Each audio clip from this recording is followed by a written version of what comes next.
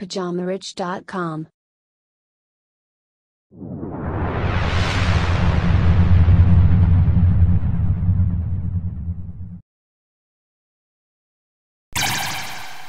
Bonjour à tous et bienvenue sur ce nouvel épisode du Richcast de Pyjama Rich TV. Moi c'est Jeff et je serai ton hôte sur toute la durée de cet épisode. Si tu es nouveau et que tu viens de nous rejoindre, pense à t'abonner en cliquant sur le bouton rouge s'abonner ainsi que d'activer les notifications. Le sujet du jour s'intitule « Pourquoi tu dois arrêter de lire des livres ?» Dans le développement personnel, on va t'encourager sans cesse à lire des livres. Aujourd'hui, je voulais apporter une petite nuance à ça. Vu le titre, tu dois sans doute te poser des questions. Moi-même, je t'ai souvent invité à lire plus de livres. Donc, tu te demandes ce qui se passe. Ne t'inquiète pas, je vais tout expliquer. Quand je dis que tu dois arrêter de lire des livres, ça veut dire que tu dois lire les livres autrement.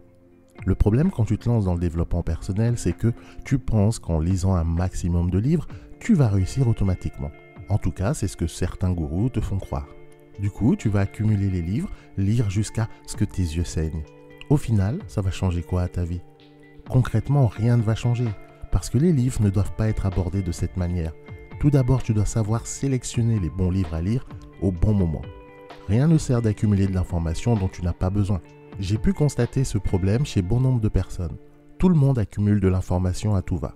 Du coup, tu remplis ton cerveau d'informations diverses et variées, sauf qu'à la fin, tu seras encore plus confus qu'au début.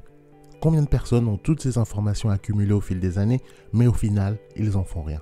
Si le but de lire est juste de faire bonne impression, ça ne sert à rien. Il vaut mieux être sélectif en lisant des livres qui correspondent à ta situation. Si par exemple tu es en pleine création d'entreprise, lire des livres sur les fusions-acquisitions de holding ne te servira à rien. Il vaut mieux que tu lises les meilleurs livres sur la création d'entreprise.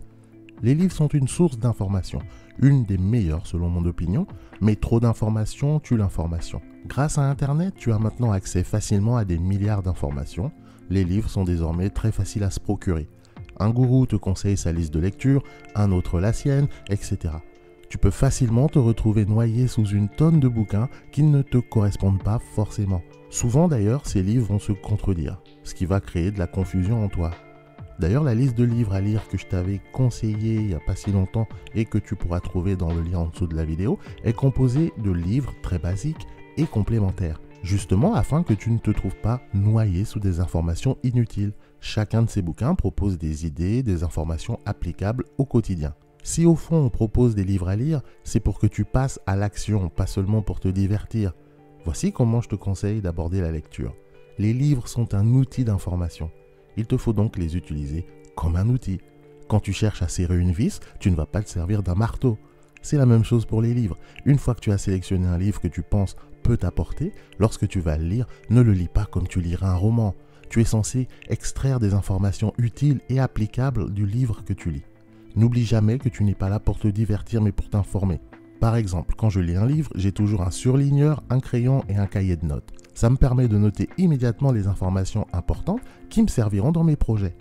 Si tu ne fais pas ça, alors tu lis simplement un livre, comme tu lirais les Fables de La Fontaine ou 50 nuances de Grey. Alors que ce n'est pas le but. Quand tu lis un livre business ou développement personnel, le but c'est d'être motivé pour passer à l'action. Tu dois pouvoir trouver dans ces livres les éléments, les informations qui te manquent pour avancer. Une fois que tu les as, tu les implémentes et tu agis. Si tu lis des livres et que tu n'es jamais passé à l'action, alors c'est qu'il y a un problème. Soit tu ne choisis pas les bons livres, soit tu ne lis pas pour les bonnes raisons. Tu ne fais qu'accumuler de l'information. D'où le titre de cette vidéo. L'information toute seule sans action ne sert à rien. Ce qui rend l'information utile et appréciable, c'est lorsqu'elle nous apporte quelque chose. Sinon, c'est de la perte de temps. C'est un peu comme à l'école. Te souviens-tu, la bonne époque des contrôles scolaires ? Je ne sais pas si tu étais comme moi, mais j'étais déjà un pirate étant plus jeune. Quand il y avait des interrogations ou des évaluations, je révisais en apprenant et me concentrant uniquement sur les informations susceptibles d'être dans le contrôle. Chaque jour en classe, on accumulait des tonnes d'informations, mais seulement une fraction serait utilisée lors d'évaluation. Donc pourquoi me fatiguer avec le superflu qui ne me servirait à rien ? C'est la même chose avec les livres. Oui, en lisant plus de livres, tu accumuleras plus d'informations, mais sans action, ça ne vaut rien. Tu ne seras que plus confus. Ceci explique pourquoi tu as cette sensation de ne rien réussir malgré toutes les informations que tu accumules. Tout simplement parce que ces informations que tu as accumulées n'ont pas été mises en application. Elles sont restées dans ta tête uniquement.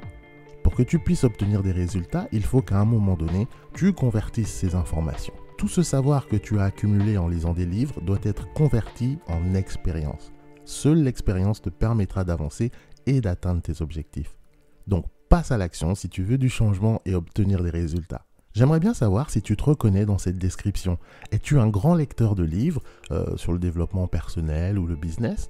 As-tu appliqué ne serait-ce qu'une fois ce que tu as appris? Laisse-moi un commentaire sur le sujet et n'hésite pas à partager ton expérience en dessous de cette vidéo. Ce sera tout pour moi aujourd'hui, j'espère que cet épisode t'aura plu. Si c'est le cas, comme toujours, pense à me laisser un petit pouce blanc en dessous de la vidéo. Si tu n'es pas encore abonné à la chaîne, clique sur le bouton rouge s'abonner, active les notifications en cliquant sur la petite clochette. Comme ça, tu seras prévenu dès qu'il y aura du nouveau contenu. Tu peux également rejoindre le Pyjama Riche Club en cliquant sur le lien que tu trouveras en dessous de cette vidéo.